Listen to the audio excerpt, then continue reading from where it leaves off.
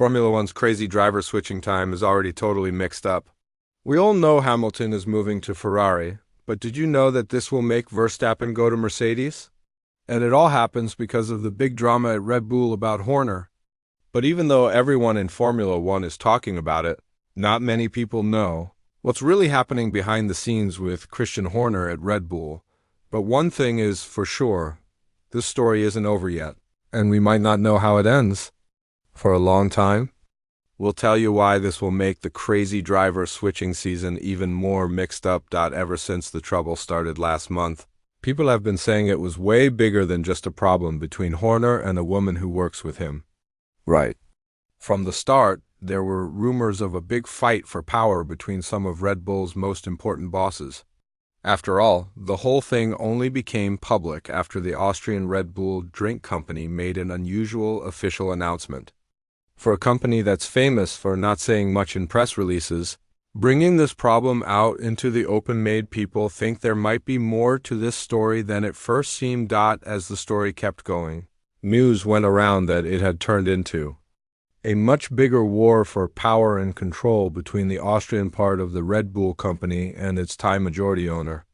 Right in the middle of all this was Red Bull racing advisor Helmut Marko and the Verstappen family of Max and Joes, who each had their own ideas about what should happen.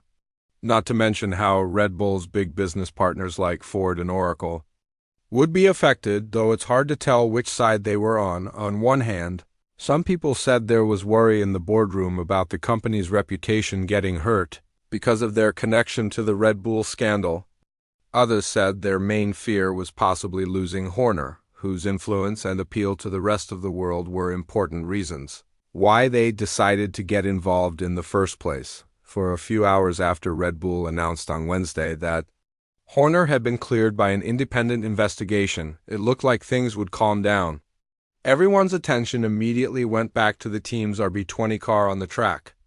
But this plan was ruined halfway through second practice on Thursday evening when two anonymous emails were sent to key F1 people, including FIA President Mohammed Ben Sulayem, F1 CEO Stefano Domenicali, team bosses, and journalists, even though no one has checked if the information in those files is true, and there are suspicions that a second document leak might happen. The real importance is that it shows there are now people actively working to bring Horner down. The people involved must have had strong connections to the Red Bull company and team, either through work or personally, to have access to material that was reportedly given to investigators to look at, and one name came up right away. Jos Verstappen has been the subject of much paddock talk because he's known to have disagreed with Horner on several issues since Max joined the Red Bull team. His passionate statements leave no doubt that he's one of those who want Horner gone. There is tension here while he remains in position, the Dutchman explained. The team is in danger of being torn apart. It can't go on the way it is. It will explode. He is playing the victim when he is the one causing the problems. But there's a big difference between wanting something to happen and actually being the person who makes it happen. It's unclear if he's just watching or if he's driving the situation. But the circumstances have put Verstappen Sr. in a position to benefit from a possible change at the top of Red Bull. One of the most interesting ideas going around is that what's happening at Red Bull is a real big picture plan involving senior staff contracts and Red Bull's own long-term future in F1. Horner's presence at Red Bull is widely recognized to have played an important role in giving a sense of stability to several senior team members. In fact, it's thought that several top executives, including Chief Technology Officer Adrian Newey, have contract terms that let them leave if Horner leaves. It's not surprising that Verstappen's contract, which keeps him with the team until 2028, has a similar condition. So, if people wanted to break out of the current arrangement, either to renegotiate terms or move somewhere else, a Horner departure might make it possible. Verstappen could believe that becoming a free agent will let him negotiate a new deal on better terms, such as more money since he's a much bigger superstar than when he first signed up, better marketing rights, or more freedom. There's also the possibility that he might relocate to build a new career path.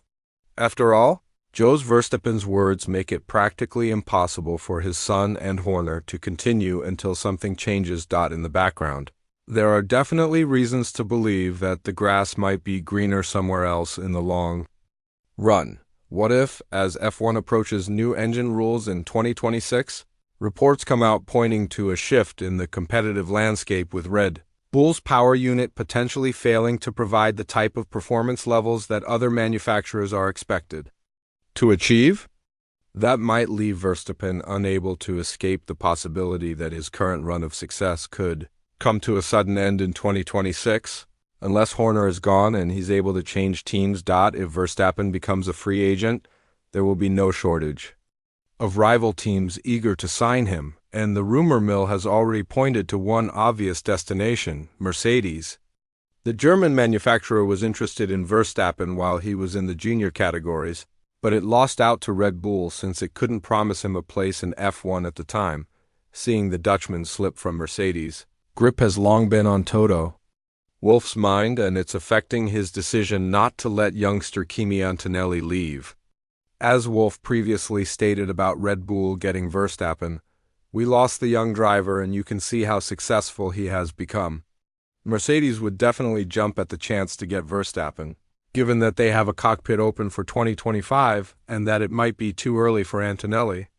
He would be a superstar replacement for Lewis Hamilton, with the speed and global appeal that would greatly benefit the Mercedes brand. Furthermore, if Mercedes could steal one of Red Bull's most valuable assets, it would help strengthen itself while weakening its rival. A double win. Jos Verstappen was photographed deep in conversation with Wolff in the paddock just after Red Bull showed their overwhelming performance in the Bahrain Grand Prix, which was most likely no coincidence. It's reported that this was not their first conversation over the Bahrain Grand Prix weekend. There were even rumors of a dinner meeting on Friday night.